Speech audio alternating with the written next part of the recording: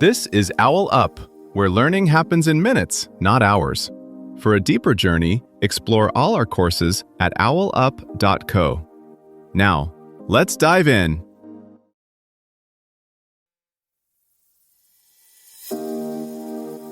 Welcome to Chapter 1 of our series, Finding Your Ikigai, a step-by-step guide. In this episode, titled, What is Ikigai and Why It Matters?, we're going to explore the fascinating concept of Ikigai, its rich origins, and why it holds the key to a fulfilling life. So, let's dive in. A small village in Okinawa has more people over 100 than many cities have in an entire neighborhood, and locals say the secret isn't a superfood or a workout. It's a quiet, daily reason to get out of bed. Today, we're stepping right into that mystery of why purpose keeps us alive. In Japan, there's a quiet word for that "this is why I'm here" feeling. Ikigai. Not a grand life mission carved in stone, but the small, steady current that runs under your days. For some, it's restoring old motorcycles after work. For others, it's tutoring one kid in math every Thursday night. It often hides in ordinary routines, like the barista who learns regulars' orders by heart and treats each cup as a tiny act of care. Ikigai isn't about having the right job or a perfectly balanced life. It's about where four forces in your life happen to overlap. Researchers are finding that people who can name even a modest thread of Ikigai tend to stay mentally sharper, more resilient, and physically healthier over time. In this episode, we'll unpack what those four forces are, how they quietly shape your days now, and why clarifying them might add both depth and years to your life. Researchers in Japan noticed something curious. People with even a modest sense of Ikigai were less likely to develop depression and more likely to recover faster after setbacks like illness or job loss. Not because their lives were easier, but because they had a thread to hold on to when things frayed. In Okinawa, that thread might be a morning Taiso group in the park. In your life, it could be as quiet as walking the dog at 6 a.m. or sending one thoughtful message a day.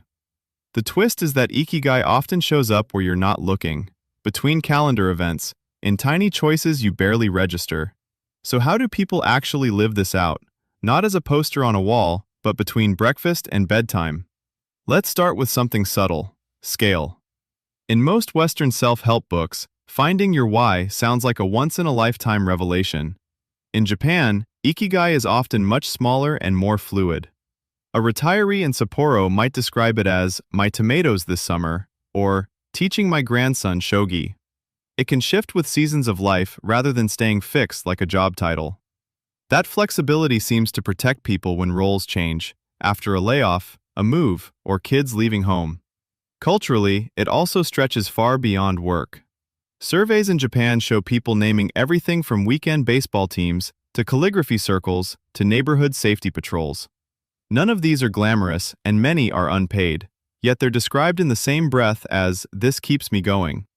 This runs directly against the idea that you've failed if your paycheck doesn't match your passion. The research reflects that breadth. In a large study published in the Journal of Psychosomatic Research, adults who reported a clear sense of something to live for were less likely to die from cardiovascular disease over several years of follow-up. The protective effect held even after controlling for smoking and income.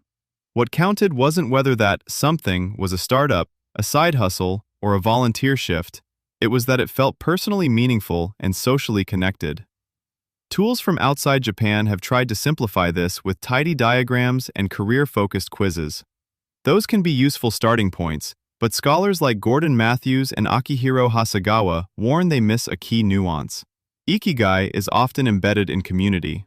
Think of a local cycling club where an older member unofficially mentors newcomers. He's not optimizing a personal brand. He's just showing up, week after week, in a role that quietly fits him and serves others. There's also a temporal element.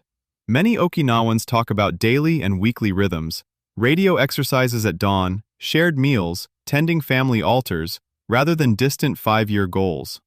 Instead of chasing a single, perfect calling, they curate a pattern of small commitments that together feel right. For you, that might look less like overhauling your career and more like gently reweighting where your time, attention, and energy go so they lean closer to what matters. A practical way to see this in action is to zoom in on ordinary days. Think of a software engineer who quietly organizes a weekly debug lunch at work. The code reviews are routine, but what really lights her up is watching a junior teammate finally crack a concept. Her calendar says lunch meeting. Her experience is, this part of the week feels right. Or consider a bus driver who has turned his route into a moving ritual. Same jokes at the same stop, saving a front seat for the elderly woman who rides every afternoon. The job description didn't change, but the way he inhabits it did. Sometimes it appears outside work entirely. A new parent, drained by diapers and deadlines, starts a Sunday pickup soccer game at the park. No uniforms, no rankings, just a loose group that somehow keeps growing. He's not thinking about fulfillment frameworks. He just notices he sleeps better on the nights after they play. Ikigai often first shows up as a small, recurring, "I'm glad I made time for this" moment you almost skip past until you start paying attention. Soon, purpose design may sit alongside financial planning and fitness coaching. Cities might test libraries that double as matchmakers between local problems and residents' quirky talents, the way dating apps pair people. In schools, students could graduate with a meaning portfolio, projects, collaborations, and values they've actually stress-tested. As AI offloads routine work, the scarce skills may be reflection, discernment, and choosing work that feels worth your limited days. Instead of hunting for a perfect label, treat this as ongoing fieldwork in your own life. Notice which tasks quietly absorb you, which people you feel lighter around, which problems you're weirdly willing to wrestle with. Your challenge this week: keep a tiny sparks log and capture 3 such moments a day before they fade. This was OwlUp, your daily step forward. To keep learning with structured courses and more insights, go to owlup.co. Until tomorrow!